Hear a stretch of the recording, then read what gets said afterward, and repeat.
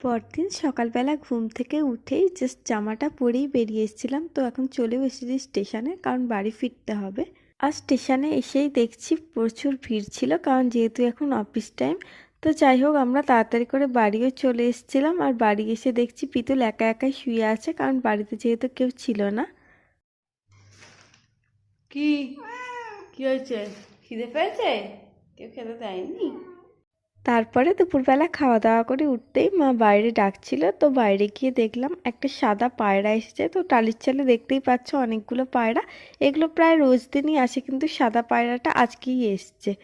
অনেকগুলো কালো পায়রার মাঝখানেও একাই সাদা বলে দেখতে কিন্তু আরো বেশি ভালো লাগছিল।